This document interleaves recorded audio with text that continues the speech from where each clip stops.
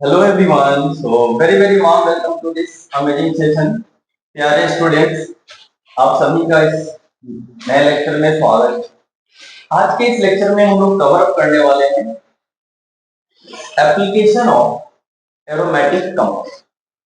मतलब aromatic compound का aromaticity का क्या है, हम लोग एप्लीकेशन को कवर अप करने वाले। ये जो टॉपिक है ये बहुत ही इंपॉर्टेंट है।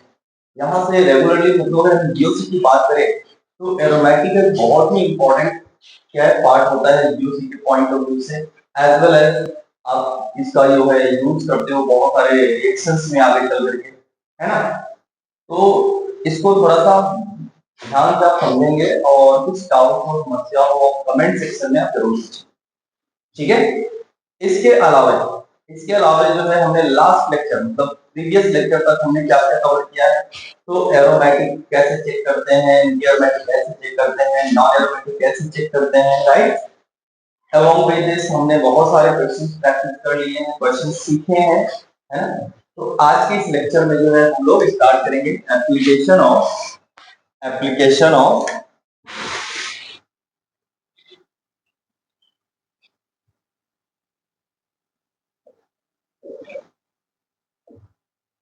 एरोमेटिक्स, है ना। तो यहाँ पे हम लोग एप्लीकेशन देखेंगे और बहुत ही इंपॉर्टेंट है, ध्यान से समझेंगे हर एक इंपॉर्टेंट हर एक रिएक्शंस को समझेंगे, है ना। तो सबसे पहला है देखो ये सब किसके ऊपर बेस्ड होता है, बेसिकली ये सभी जो है स्टेबिलिटी के ऊपर बेस्ड है। हमने ऑलरेडी सीखा है aromatic is more stable than non aromatic and non aromatic is more stable than anti aromatic. This we have already done, right. तो अब इसके ही बेसिस पे क्या है रिएक्शन, बिकॉज क्या हो रहा है हमेशा नॉन एरोमेटिक चाहेगा हम एरोमेटिक में कन्वर्ट हो, एंटी एरोमेटिक चाहेगा हम नॉन एरोमेटिक में कन्वर्ट हो, बिकॉज क्या स्टेबिलिटी बढ़ रहा है, स्टेबिलिटी क्या हो रहा है यहाँ बढ़ रहा है, राइट। तो चलो देख लेते हैं इसको। सबसे फर्स्ट एप्लीकेशन जो है जो हमें करना है वो ये है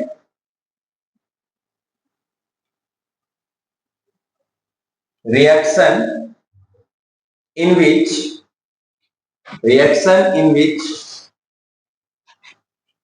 aromatic compound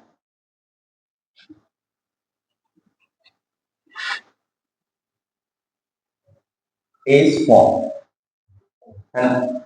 सबसे पहले हमें वो रिएक्शन देखना है जिसमें क्या होगा एरोमेटिक कंपाउंड का फॉर्मेशन, है ना।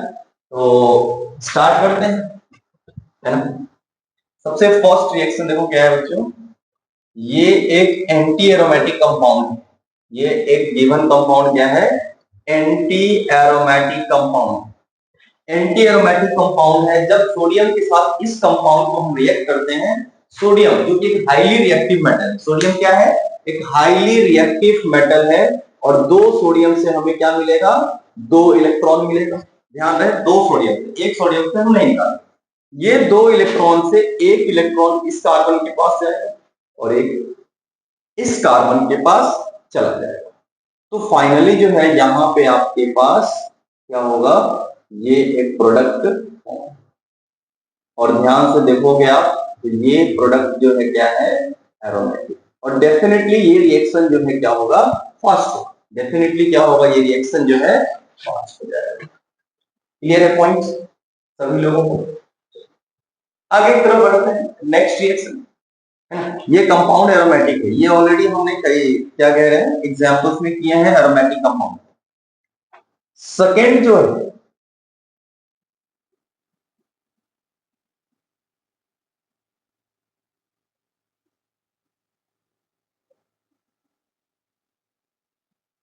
इसके रिएक्शंस को अगर आप करवाओगे सोडियम के साथ या पोटेशियम के साथ, या आप NaH KaH लो, NaNH2 लो, या फिर N-ब्यूटाइल लिथियम लो, या फिनाइल लिथियम लो, है ना। ये सब के सब जो है एज अ बेस काम कर, सोडियम जो कि एक हाईली रिएक्टिव मेटल, सोडियम क्या है एक हाईली रिएक्टिव मेटल है, और हाईली रिएक्टिव मेटल होने के कारण, हाईली रिएक्टिव मेटल होने के कारण जो है ये क्या करेगा, एसिडिक हाइड्रोजन पे क्या है इसकी नजर। अब एसिडिक हाइड्रोजन फिलहाल हम पढ़ने नहीं है बहुत डिटेल्स में, तो यहां से आप एक काम कर सकते हो कि इन सबको क्या चाहिए, इन सबको जिंदगी में चाहिए हाइड्रोजन, बिकॉज सभी के सभी क्या है बेस। अब इस कंपाउंड से वो क्या करेगा, ये बेस हाइड्रोजन H प्लस को एक्सट्रैक्ट करेगा। यहां से क्या निकालने वाला है, H प्लस। हम दो तीन जगहों से निकालते हैं, है ना। अगर ये सभी अगर हाइड्रोजन निकाल रहे हैं, सपोज करो कि यहां पर भी हाइड्रोजन है, यहां भी हाइड्रोजन है और यहां हाइड्रोजन, वी हैव 3 हाइड्रोजन। अब चलो इसमें से निकाल के देखते हैं कि कौन हाइड्रोजन पॉसिबल हो सकता है, कौन हाइड्रोजन जो है आसानी से निकाला जा सकता है। ये सब किसके ऊपर डिपेंड करेगा, स्टेबिलिटी ऑफ प्रोडक्ट के ऊपर। सपोज करो हमने यहां से निकाले, सबसे पहला हाइड्रोजन हमने यहां से निकाले, माइनस चार्ज, ये रहने दो, इसको निकालते हैं।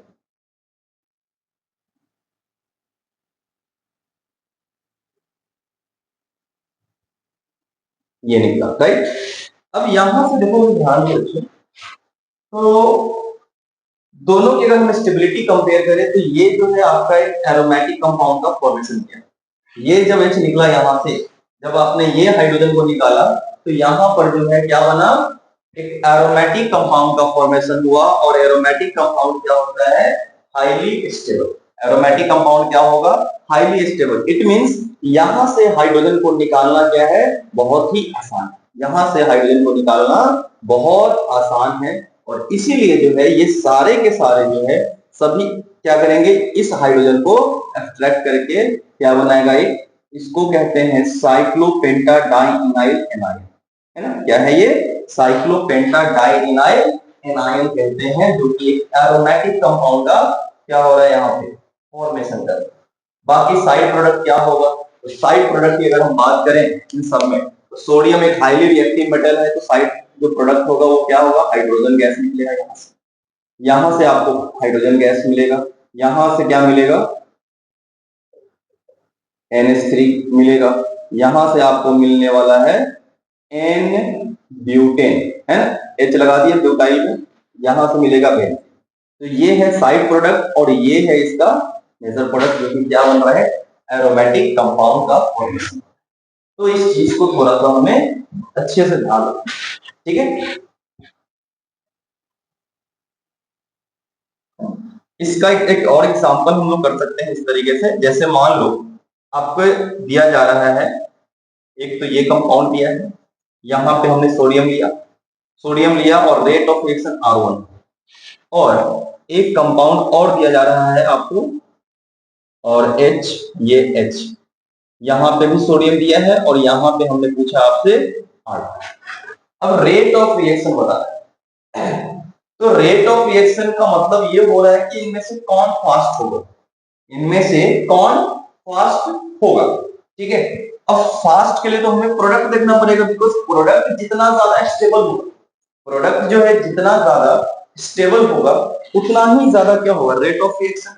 तो इसका प्रोडक्ट जो बनेगा, ये बनेगा आपके पास एक एरोमेटिक कंपाउंड, और इसको चेक करके देखो आप क्या बन रहा है, ये एक एंटी एरोमेटिक कंपाउंड बन रहा है और ये एक एरोमेटिक कंपाउंड बन रहा है।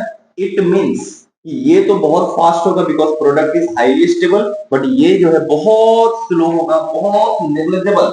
या तो आप कह दो कि रिएक्शन नहीं होगा, या फिर क्या बोलेंगे, बहुत नेग्लिजिबल अमाउंट में ये रिएक्शन होगा। इट मींस यहां से हम क्लियरली बोल सकते हैं क्या, कि R1 इज क्या है, यहां से R2 से ज्यादा है, राइट। R1 क्या है, यहां से R2 से ज्यादा है। ये तो ऐसे क्वेश्चन आते हैं। अब जैसे ये ऑप्शन में आता, दो ऑप्शन करके देता और ऑप्शन में देता R1 equals to R2, R1 less than R2, R1 greater than R2, none of the above. तो इस चीज को हम कैसे एक्सप्लेन करेंगे, तो बाय प्रोडक्ट, है ना। ये जो प्रोडक्ट फॉर्मेशन हो रहा है, ये प्रोडक्ट को देख करके ही आपको बनाना है, और ये चीज करना रहेगा आपको खुद से, आपको खुद जो है ये चीज करना है एग्जाम टाइम। आपको ये रिएक्शन दिया जाएगा पर प्रोडक्ट नहीं दिया जाएगा, ठीक है। अदर रिएक्शन, थर्ड रिएक्शन जो है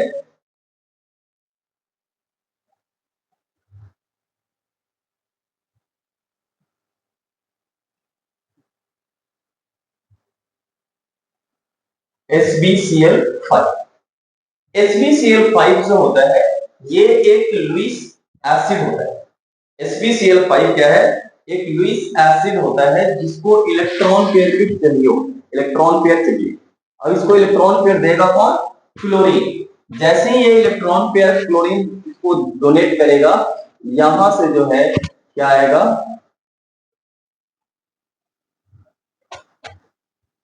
ये पॉजिटिव HbCl6 माइनस, क्योंकि काउंटर आयन स्पेक्टेटर आयन के फॉर्म में HbCl5 रहेगा जो इसके आयन को क्या करेगा? बैलेंस करेगा। ठीक है, चलिए इसमें साथ में ये एक और रिएक्शन है, जैसे सेम हमने ले लिया 5 कार्बन का चेन, तो क्या आएगा यहाँ पर? HbCl5, तो प्रोडक्ट आपका बनेगा एंटी एरोमेटिक, है ना? एक एंटी एरोमेटिक कंपाउंड जो है फॉर्मेशन हो रहा है। अब यहाँ पर देखो फिर से R1 R2, ये ऐसे क्वेश्चंस में जो है ना आपसे R1 R2 करके पूछ लिया है, R1 R2 करके पूछ लिया जाता है।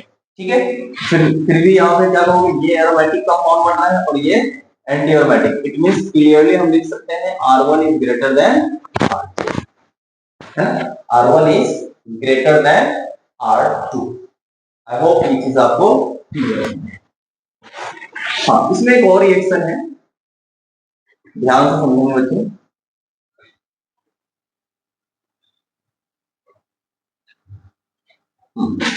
इसमें जब आप 2 मोल HbCl5 के साथ रिएक्शन करवाओगे तो यहां से दोनों Cl को जो है निकलना पड़ेगा और क्या बनेगा? कैटायन। इसको हम और एक तरीके से रिप्रेजेंट कर सकते हैं, क्या है कि ये कंप्लीटली रिंग में क्या हो रहा है? रेजोनेंस हो रहा है। तो रेजोनेंस होगा तो पूरे रिंग में पाई इलेक्ट्रॉन का क्या होगा? डीलोकलाइजेशन, और +2 चार्ज इसके सर्कल पे। ये एक एरोमेटिक कंपाउंड है।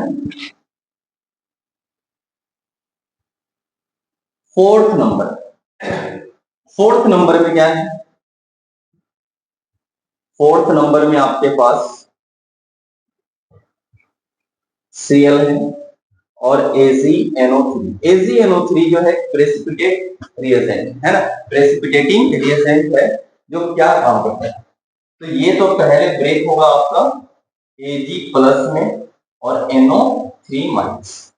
Ag+ को जो है क्या चाहिए होगा? लोन पेयर, बिकॉज Ag+ के पास इलेक्ट्रॉन की कमी है, तो ये लोन पेयर यहां से कौन देगा? Cl। जैसे ही Cl देगा तो यहां से Cl निकलेगा बाहर की तरफ और ये बनाएगा आपको कैटायन, ये बनाएगा कैटायन, और NO3 माइनस जो कि एक्सपेक्टेटर आयन है, और साथ में क्या बनेगा? AgCl का पीपीटी फॉर्मेशन, AgCl का पीपीटी फॉर्मेशन। फिर अगेन ये देखो क्या बन रहा है? Aromatic compound. हमें रिएक्शन को समझना है, याद नहीं करना है, क्या काम है उस चीज को समझना है। ठीक है,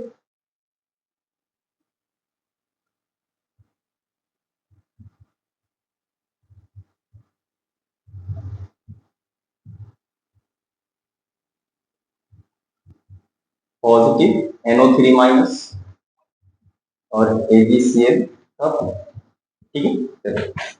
तो अच्छे से समझना है हमें बच्चों, है ना? अब यहाँ पे देखो फिर से वही रेट ऑफ रिएक्शन पूछ सकता है। यहाँ से क्या पूछता है? Rate of reaction. या फिर आपसे ऐसे क्वेश्चंस पूछ लेते हैं कि जब कि 4 रिएक्शन देगा और बताना रहेगा ये कि भाई इनमें से किस रिएक्शन में एरोमेटिक कंपाउंड का फॉर्मेशन हो रहा है, इनमें से किस रिएक्शन में एरोमेटिक कंपाउंड का फॉर्मेशन हो रहा है। ठीक है, चलिए आगे बढ़ते हैं हम लोग। नेक्स्ट,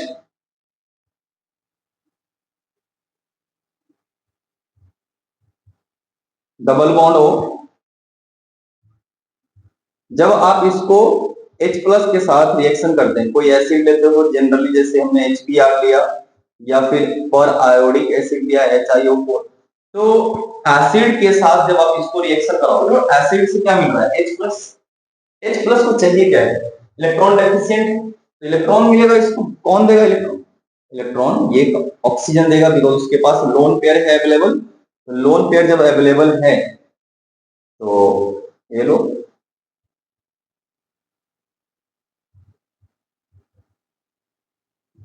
कैसे बनेगा यह? इस तरीके से बनेगा। हाँ, अब यहां से देखो क्या होगा, ऑक्सीजन पे जब पॉजिटिव चार्ज आ गया, इसका इलेक्ट्रोनेगेटिविटी क्या हो गया? बढ़ गया। ऑक्सीजन पे जैसे ही पॉजिटिव चार्ज आया, इसका इलेक्ट्रोनेगेटिविटी बढ़ गया। बढ़ने से क्या होगा? ये इलेक्ट्रॉन जो है अपने तरफ खींचेगा।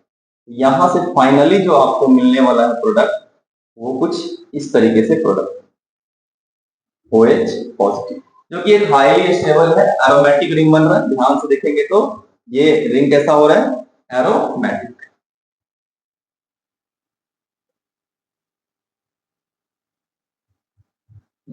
सेम रिएजेंट आप यहां पे यूज करेंगे इसके लिए, तो क्या आएगा?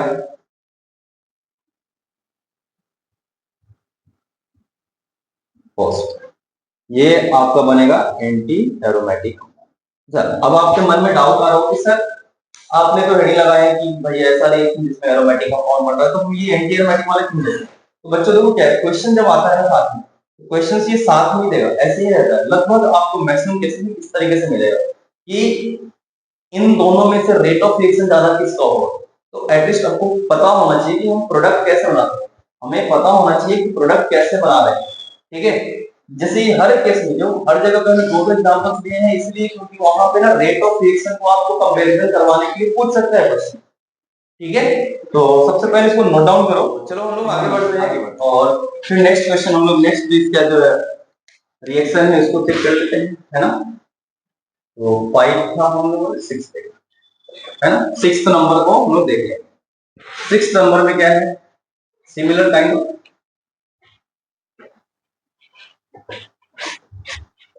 अगेन इसको रिएक्ट कर रहा हूं आप H प्लस के साथ, कोई भी तो H प्लस के साथ जब आप करवाएंगे तो क्या होगा? ये लोन पेयर इसको मिलेगा ऑक्सीजन से,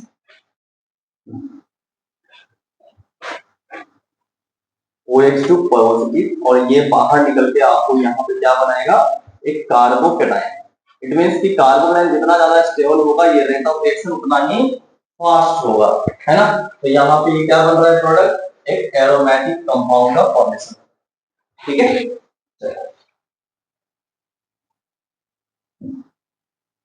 नेक्स्ट जो है आपका इसी में है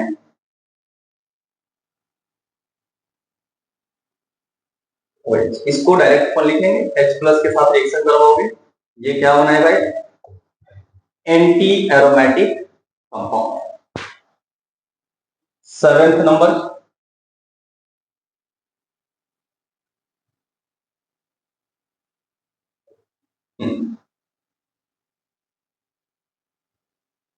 जब आप यहां से 2 मोल पोटेशियम या 2 मोल सोडियम यूज करते हैं ना, पोटेशियम या सोडियम, तो क्या करेगा? ये हाईली रिएक्टिव मेटल है और ये क्या निकालने वाला है? ये निकालेगा आपका hydrogen, acidic hydrogen. Acidic hydrogen कौन होगा? यहां से H निकालोगे, यहां से H निकालोगे, तो ये दोनों हाइड्रोजन निकलने के बाद जो है एक कंपाउंड का फॉर्मेशन होगा। और चेक कर लो आप कि क्या ये ज्यादा एसिडिक है या नहीं है। ये कैसे चेक करेंगे हम? तो ये चेक करने के लिए आपको चेक करना पड़ेगा इस कंपाउंड का एरोमेटिसिटी। तो lone pair sigma pi sigma pi sigma pi sigma lone pair, यहाँ पे कंजुगेशन पूरे में है। नंबर ऑफ पाई इलेक्ट्रॉन्स कितने हैं? 2 + 2 + 2 6 + 2 8 + 2 10 पाई इलेक्ट्रॉन्स है। और ये कंपाउंड जो है आपका एरोमेटिक। ठीक है, ये कंपाउंड क्या है? एरोमेटिक कंपाउंड है, इसको आपको ध्यान से, क्लियर है पॉइंट बच्चों? चलो नेक्स्ट जो है, जो एप्लीकेशन है वो है 2nd नंबर। 2nd नंबर में है डायपोल मोमेंट। डायपोल मोमेंट कैसे यहाँ पे एरोमेटिक नेचर जो है या एरोमेटिसिटी, डायपोल मोमेंट कैसे जो है एरोमेटिक नेचर पे डिपेंड कर रहा है, इस चीज को हम समझ सकते हैं, है ना। कैसे डिपेंड करता है? तो डायपोल मोमेंट, देखो डायपोल मोमेंट जो है क्या होता है? म्यू से रिप्रेजेंट करते हैं, Q इंटू डी होगा, राइट। अब एक आपसे छोटे से क्वेश्चन है बच्चों कि मान लो एक जगह पे पॉजिटिव और माइनस चार्ज है एक डायपोल में, और एक जगह पे डेल्टा पॉजिटिव और डेल्टा माइनस चार्ज है ना। एक पॉजिटिव और माइनस है, सेम डिस्टेंस है, दोनों के बीच जो डिस्टेंस है ना, ये डिस्टेंस आप मान लो कि डी है, दोनों जगहों पे डिस्टेंस क्या है, सेम। तो क्या कहोगे आप, किसका डायपोल मोमेंट ज्यादा होगा, कौन से कंपाउंड का डायपोल मोमेंट ज्यादा होगा?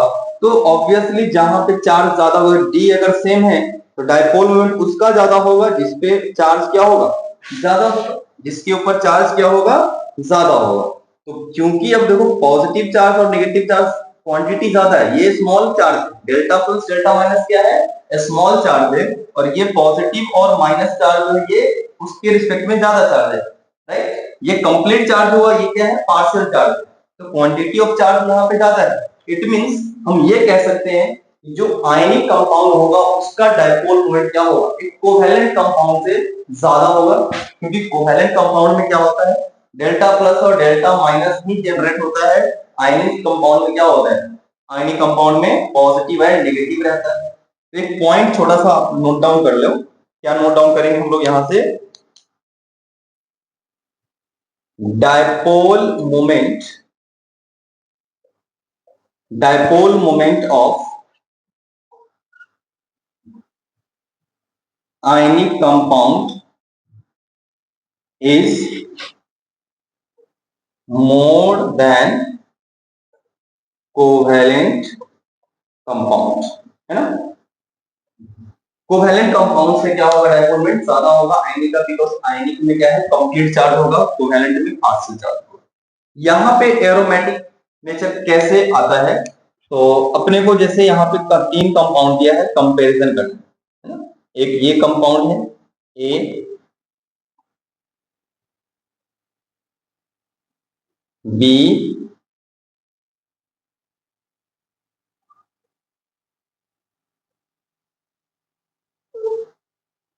और एक दिया है सी। अब ये तीन कंपाउंड है और इन तीनों का क्या करना है हमें, एरोमेटिक नहीं, डायपोल मोमेंट कंपेयर करना है कि डायपोल मोमेंट किसका ज्यादा होगा। तो यहाँ पे एक्चुअली क्या होता है, ऐसे कंपाउंड को सबसे पहले हम क्या करते हैं, आयनिक फॉर्म में कन्वर्ट करते हैं। आयनिक फॉर्म में जब आप इसको कन्वर्ट करेंगे तो ये तीनों का आयनिक फॉर्म क्या बनेगा, सबसे फर्स्ट नंबर का जो आयनिक फॉर्म बनेगा ये बनेगा O माइनस और पॉजिटिव। दूसरे का आयनिक फॉर्म क्या बनेगा, O माइनस पॉजिटिव, और तीसरे का आयनिक फॉर्म बनेगा O माइनस पॉजिटिव। आप इसमें क्लियरली देख सकते हो, क्लियरली देख सकते हो ये कि ये जो कंपाउंड बना, ये एक एरोमेटिक बन रहा है, ये बन रहा है एंटी एरोमेटिक, और ये बन रहा है नॉन एरोमेटिक। तो एरोमेटिक कंपाउंड ज्यादा स्टेबल होगा, राइट। एरोमेटिक कंपाउंड क्या होगा, ज्यादा स्टेबल होगा, और ज्यादा स्टेबल अगर हुआ इट मींस, ज्यादा स्टेबल होने का कारण क्या है कि इसका जो एग्जिस्टेंस होगा वो ज्यादा से ज्यादा आयनिक फॉर्म में होगा। इस कंपाउंड का जो एग्जिस्टेंस होगा ज्यादा से ज्यादा किसमें होगा, आयनिक फॉर्म में। रीजन क्या है, तो रीजन ये है कि ये आयन के फॉर्म में मोर स्टेबल है। तो ज्यादा आयनिक फॉर्म एग्जिस्ट करने का मतलब है कि इसका डायपोल मोमेंट सबसे ज्यादा होगा। ये एंटी एरोमेटिक है, मतलब ये आयनिक फॉर्म में जाना नहीं जाएगा, ये इसी फॉर्म में एग्जिस्ट करेगा, और ये कोवैलेंट फॉर्म है, तो इसका डायपोल मोमेंट क्या हो जाएगा, सबसे कम हो जाएगा। तो यहां पे अगर आप ऑर्डर लिखोगे डायपोल मोमेंट का, तो क्या आएगा ऑर्डर, सबसे ज्यादा आएगा ए का, and then C, and then B. ये जो है आपके पास ऑर्डर। आई होप ये चीज। नेक्स्ट हम लोग स्टार्ट करते हैं, एक और एग्जांपल सॉल्व करेंगे, एंड देन गो टू। एक और एग्जांपल है,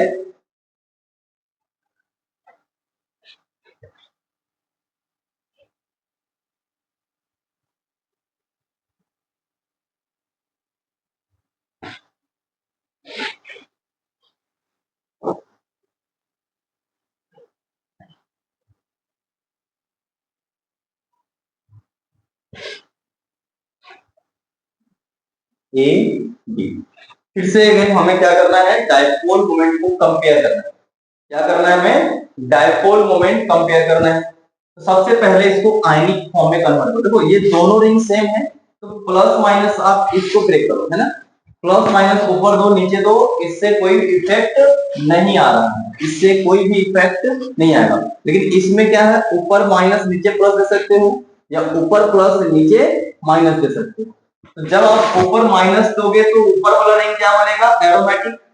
जब आप ऊपर माइनस दोगे तो ऊपर वाला रिंग क्या बनेगा, एरोमेटिक। और नीचे अगर पॉजिटिव देते हो तो नीचे वाला रिंग क्या बनेगा, एरोमेटिक। इट मींस कि ये देखो, ये आयनिक फॉर्म में इस तरीके से टूटेगा जिससे कि ये वो स्टेबल आयन बना सके। अगर स्टेबल आयन नहीं बन रहा है तो वो आयनिक फॉर्म में एग्जिस्ट नहीं करेगा। तो यहां से जो है इसको अगर हम ब्रेक करेंगे तो क्या बनेगा,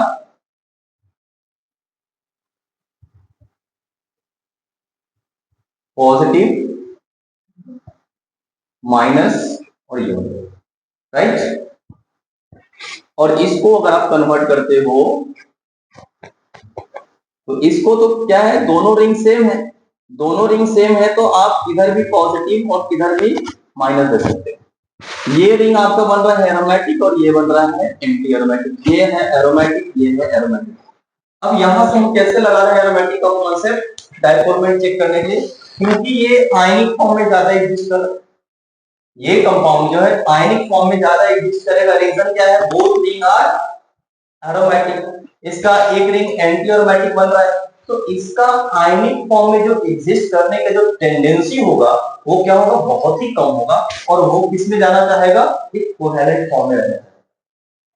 ये जो है एक कोवैलेंट फॉर्म में रहना चाहेगा, और कोवैलेंट फॉर्म में जब रहना चाहेगा तो फिर क्या करना है कि आयनिक का डायपोल ज्यादा होता है। तो यहां से आप डायरेक्टली आंसर लिख सकते हो, डायपोल मोमेंट ए का ज्यादा होगा किससे, चलो नेक्स्ट जो है एप्लीकेशन है, थर्ड नंबर जो एप्लीकेशन है ये है रोटेशनल बैरियर और रोटेशनल एनर्जी।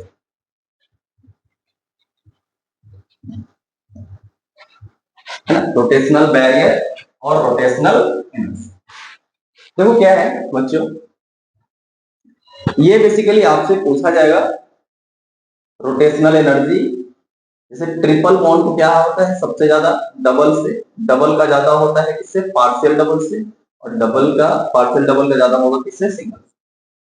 मतलब कि जैसे मान लो हमने ऑलरेडी, हम जानते हैं आइसोमेरिज्म में, या फिर ऐसे भी देखो कि जो सिग्मा बॉन्ड होता है उसके अबाउट तो रोटेशन होता है, बिकॉज सिग्मा बॉन्ड या सिंगल कोवैलेंट बॉन्ड है, सिंगल कोवैलेंट बॉन्ड है, तो वो आपको क्या है इस तरीके से हम रोटेट कर सकते हैं, राइट। इसके बॉन्ड के ऊपर कोई भी इफेक्ट नहीं आएगा, क्योंकि सिग्मा बॉन्ड का जो फॉर्मेशन होता है वो इस तरीके को ओवरलैपिंग होता है, राइट, इस तरीके के ओवरलैपिंग से होता है। तो जब आप इसको घुमाते रहोगे तो ये बस एक क्या है, घूमता रहेगा, एक सिलिंड्रिकल डिस्ट्रीब्यूशन होता है इलेक्ट्रॉन का, तो इसके ऊपर फर्क नहीं आएगा। लेकिन जब हम पाई बॉन्ड की बात करते हैं, जब डबल बॉन्ड आएगा या पार्शियल डबल बॉन्ड आएगा, इट मींस वहां पे क्या आ रहा है, पाई बॉन्ड का कैरेक्टर आ रहा है, और पाई बॉन्ड का फॉर्मेशन इस तरीके से होता है ना, side wise overlapping, side wise overlapping. तो जब आप इसको मान लो एक को फिक्स किया हमने, दूसरे को घुमाया, घुमा रहे, जब आप दूसरे को घुमाओगे तो क्या हो रहा है, ये पाई बॉन्ड डिस्टर्ब हो रहा है, पाई बॉन्ड टूट जाएगा, और टूटेगा नहीं, टूटेगा नहीं, है ना, टूटेगा नहीं। इट मींस कि डबल बॉन्ड के अबाउट रोटेशन पॉसिबल नहीं होता है। तो जितना ज्यादा क्या है पाई इलेक्ट्रॉन डेंसिटी बढ़ाओगे, जितना ज्यादा जो है पाई इलेक्ट्रॉन डेंसिटी बढ़ाओगे, जो रोटेशनल एनर्जी होगा उतना ही ज्यादा होगा। मतलब उसको घुमाना चाहेंगे तो आपको ज्यादा से ज्यादा एनर्जी क्या होगा, लगेगी।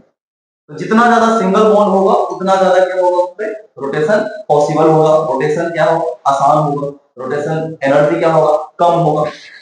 तो यहाँ पे एरोमेटिक सिटी कैसे काम कर रहा है, तो चेक कर लेते हैं, चेक कर लेते हैं,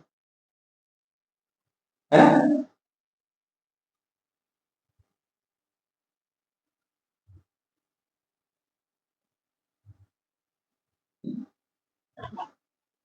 यहाँ पे बोला गया है रोटेशनल एनर्जी Q1 है,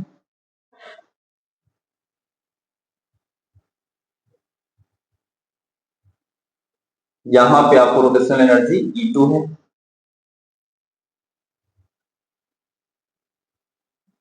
और यहां पे रोटेशनल एनर्जी E3 है ना। करना क्या होता है, देखो दो तरीके से हम इसको समझेंगे, है ना, दो तरीके से इसको समझेंगे। सबसे पहले हम आसान तरीका वाला समझते हैं। जो रोटेशनल एनर्जी होगा, जो रोटेशनल एनर्जी होगा, जब दोनों रिंग अगर एरोमेटिक एरोमेटिक बन रहा है तो उसका रोटेशनल एनर्जी सबसे कम होगा, और अगर एक एरोमेटिक दूसरा नॉन एरोमेटिक बन रहा है तो उसका उससे ज्यादा हो जाएगा, और अगर दोनों में से एक एंटी एरोमेटिक बना तो फिर क्या होगा, उसका और ज्यादा हो जाएगा। ठीक है, इस तरीके से आप याद रख सकते हो। तो ये थोड़ा सिंपल तरीका से हम इसको सॉल्व कर सकते हैं, बट लॉजिकली हम समझते हैं इसको। लॉजिकली क्या है यहाँ पे, तो सबसे पहले इन तीनों को जो है आप कन्वर्ट करो, इन तीनों को आप कन्वर्ट करो।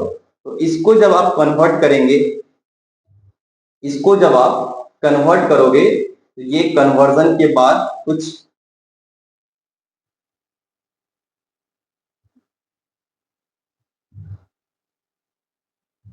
माइनस प्लस इस तरीके से, इसको जब आप कन्वर्ट करोगे, इसको जब आप कन्वर्ट करेंगे तो अभी अभी हमने देखा है ऊपर वाले क्वेश्चंस में पॉजिटिव माइनस इस तरीके से, और इसको जब आप कन्वर्ट करेंगे माइनस प्लस और ये। चलो सभी रिंग में हम लोग देख लेते हैं क्या क्या हो रहा है। ये रिंग भी एंटी एरोमेटिक है, और ये रिंग भी, हाँ ये एरोमेटिक है। यहां पर क्या है, ये एरोमेटिक और ये एरोमेटिक, ये एरोमेटिक ये नॉन एरोमेटिक। इस तरीके से जो पॉसिबल वे होगा, मैक्सिमम जिसका चांसेस होगा उसी तरीके से ब्रेक करना है। नहीं तो आप चाहो तो इसको प्लस माइनस कर सकते हो, बट वो उस फॉर्म में एग्जिस्ट नहीं करेगा। अगर ऊपर प्लस दोगे नीचे माइनस दोगे तो दोनों रिंग क्या हो जाएगा, एंटी एरोमेटिक, जो कि पॉसिबल नहीं है। दोनों रिंग एंटी एरोमेटिक मतलब वो हाईली अनस्टेबल फॉर्म में चला जाएगा, जो कि एग्जिस्ट नहीं करेगा। ठीक है, अब यहां पे देखो क्या हो रहा है, जैसे ये दोनों कंपाउंड है ना, अब अपने को चेक करना है। देखो सभी जगह पे क्या हो रहा है, देखो ये कंप्लीट पाई बॉन्ड है और एक सिंगल बॉन्ड है, कंप्लीट पाई बॉन्ड है, सिंगल बॉन्ड है, कंप्लीट पाई बॉन्ड है, सिंगल बॉन्ड है। जब आप इसका रेजोनेंस हाइब्रिड बनाओगे तो यहां पे आ जाएगा पार्शियल डबल बॉन्ड, है ना, पार्शियल डबल बॉन्ड आ जाएगा।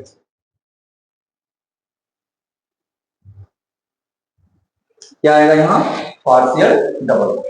अब देखो क्या है कि सब में पार्शियल डबल बॉन्ड ही आएगा, इसका मतलब ये नहीं कि सबका एनर्जी इक्वल होगा। अब हम लोग चेक करते हैं, जैसे एक सिंगल बॉन्ड तो फिक्स है, सभी में सिंगल बॉन्ड फिक्स है। जितना ज्यादा वहां पे इलेक्ट्रॉन डेंसिटी बढ़ेगा, जो रोटेशनल एनर्जी होगा वो उतना ही ज्यादा होगा। देखो इलेक्ट्रॉन डेंसिटी बढ़ रहा है, यहाँ पे कम हुआ, जैसे पार्शियल आया तो बढ़ गया, और डबल आया मतलब इलेक्ट्रॉन बढ़ते जा रहा है, बॉन्ड के ऊपर जो इलेक्ट्रॉन बढ़ते जा रहा है, और इलेक्ट्रॉन बढ़ा तो उसका रोटेशनल एनर्जी और बढ़ गया। तो यहां से जो है क्या कर सकते हैं, हम चेक करते हैं कि किस केस में इलेक्ट्रॉन डेंसिटी सबसे ज्यादा है। तो यहाँ पे एक रिंग बना है एंटी एरोमेटिक, जो कि हाईली अनस्टेबल होगा। अब यहां से क्या हो रहा है, इसका मतलब ये हुआ कि इस कंपाउंड का कंट्रीब्यूशन कम होगा, क्योंकि ये रिंग क्या बन रहा है, एंटी एरोमेटिक, और कोवैलेंट का क्या होगा, इसका कंट्रीब्यूशन ज्यादा होगा। अगर इसका कंट्रीब्यूशन ज्यादा होता है तो क्या आएगा, कि डबल बॉन्ड कैरेक्टर यहाँ पे ज्यादा दिख रहा है, डबल बॉन्ड कैरेक्टर ज्यादा होगा, क्योंकि इसमें डबल बॉन्ड का क्या हो रहा है, परसेंटेज ज्यादा कंट्रीब्यूट हो रहा है। सेकेंड वाले केस में दोनों रिंग क्या बन रहा है, एरोमेटिक, दोनों रिंग क्या बन रहा है यहाँ पे, एरोमेटिक बन रहा है। तो दोनों रिंग अगर एरोमेटिक बन रहा है मतलब हाईली स्टेबल बन रहा है, तो जब इसका आप रेजोनेंस हाइब्रिड बनाओगे तो इस तरीके से बनेगा। कंट्रीब्यूशन ज्यादा किसका है, सिंगल बॉन्ड वाले का, सबसे कम किसका है कंट्रीब्यूशन, डबल बॉन्ड वाले का। तो डबल बॉन्ड का कंट्रीब्यूशन अगर कम है, इट मींस डबल बॉन्ड का कंट्रीब्यूशन अगर कम है तो यहाँ पे डबल बॉन्ड कैरेक्टर भी क्या होगा, कम होगा। यहाँ पे डबल बॉन्ड कैरेक्टर भी क्या होगा, कम होगा। और इस केस में डबल बॉन्ड कैरेक्टर ज्यादा आएगा, क्योंकि इसका कंट्रीब्यूशन ज्यादा है, इसका कंट्रीब्यूशन जो है ज्यादा है, तो डबल बॉन्ड कैरेक्टर यहाँ पे क्या आएगा, ज्यादा आएगा। इस केस में देखो तो एक एरोमेटिक है और एक नॉन एरोमेटिक, तो इसके साथ कंपैरिजन करें तो इससे तो ज्यादा स्टेबल ये, इससे ज्यादा स्टेबल अगर ये है, इट मींस कि जो सिंगल बॉन्ड वाले है ना, सिंगल बॉन्ड वाले, तो इसका कंट्रीब्यूशन ज्यादा होगा किससे, इससे। अगर इसका कंट्रीब्यूशन ज्यादा है तो इसका कंट्रीब्यूशन कम, राइट, बिकॉज एक नॉन एरोमेटिक है और यहाँ पे एक एंटी एरोमेटिक है, तो एंटी एरोमेटिक तो बनना चाहेगा नहीं, इट मींस इसका कंट्रीब्यूशन ज्यादा आएगा और इसका कंट्रीब्यूशन जो हो क्या होगा, कम हो जाएगा। तो डबल बॉन्ड कैरेक्टर इस केस में इससे कम आएगा। तो सबसे ज्यादा डबल बॉन्ड कैरेक्टर कहां पे आएगा, इस वाले केस में, और जितना ज्यादा डबल बॉन्ड कैरेक्टर आएगा उसका रोटेशनल एनर्जी क्या होगा, उतना ही ज्यादा। मतलब ए का डबल बॉन्ड कैरेक्टर ज्यादा है तो इसका रोटेशनल एनर्जी क्या होगा, उतना ही ज्यादा होगा। देन किसका आएगा, सी का, एंड लास्ट में आएगा बी। इस तरीके से हमको चेक करना है। अब यहां से देखो क्या है दोस्तों, यहां से इससे भी कर सकते थे आप, एक एरोमेटिक एक एंटी एरोमेटिक बन रहा है उसका सबसे ज्यादा हो गया, मिड में कौन आएगा, non aromatic aromatic, and last सबसे कम किसका होगा, एरोमेटिक एरोमेटिक। चलो ठीक है, तो ये है एप्लीकेशन। एक पॉइंट जो है हम लोगों ने एंटी एरोमेटिक के समझते जब पढ़ रहे थे तो हमने सीखा था कि एंटी एरोमेटिक कंपाउंड अंडरगोस क्या, डाइमेराइजेशन, है ना, एक स्टेटमेंट था ना, anti aromatic compound, anti aromatic compound undergoes dimerization. इसको कंप्लीट कर लेते हैं एंड फिर हमारा लेक्चर आज कंप्लीट हो जाएगा, है ना। एंटी एरोमेटिक कंपाउंड क्या है, पहले तो एक बनाओ आप यहाँ, देखो ये है एक एंटी एरोमेटिक कंपाउंड। जब इसको हम सनलाइट के साथ प्रेजेंट में रिएक्शन करवाते हैं, सनलाइट के प्रेजेंस में, तो सनलाइट के प्रेजेंस में देखो क्या होगा, सबसे पहले ये एक रेडिकल के फॉर्म में बनेगा। क्या बनेगा, रेडिकल के फॉर्म में। तो किस तरीके से रेडिकल बनेगा, ये रेडिकल आपको यहाँ पे मिलने वाला है। जैसे ही ये रेडिकल आप बनाओगे तो ऐसा ऐसा एक रेडिकल तो बनेगा नहीं, ऐसा ऐसा जो है बहुत सारे रेडिकल जो है बनेंगे, बहुत सारे रेडिकल जो है बनेंगे, और बहुत सारे रेडिकल बनेंगे तो ये अपने ही दूसरे रेडिकल के साथ कंबाइन होगा, और कंबाइन होने के बाद एक क्या होगा, प्रोडक्ट का फॉर्मेशन करेगा। तो एक रिंग ये था, ये आ गया, दूसरा रिंग यहां आ गया, और तीसरा रिंग जो मिडिल में जो दिख रहा है वो इस तरीके से बनेगा जब ये दोनों बॉन्ड बनाएंगे और जब ये दोनों बॉन्ड।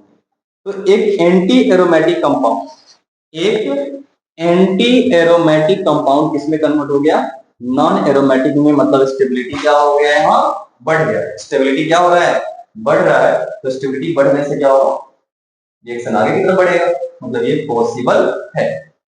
तो आज के इस लेक्चर में हम लोग यहीं तक कंप्लीट करेंगे। ये कंप्लीट रहा आपका एप्लीकेशन ऑफ एरोमेटिक कंपाउंड। अगले लेक्चर में जो है हम लोग एरोमेटिक से रिलेटेड कुछ क्वेश्चंस करेंगे। अगले लेक्चर में हम लोग एरोमेटिक कंपाउंड से रिलेटेड कुछ क्वेश्चंस सॉल्व करेंगे, एंड देन फिर हम लोग फर्दर आगे के टॉपिक्स को कवर करेंगे। तो आज के लिए इतना ही रखते हैं बच्चों। तो thank you so much, have a nice day.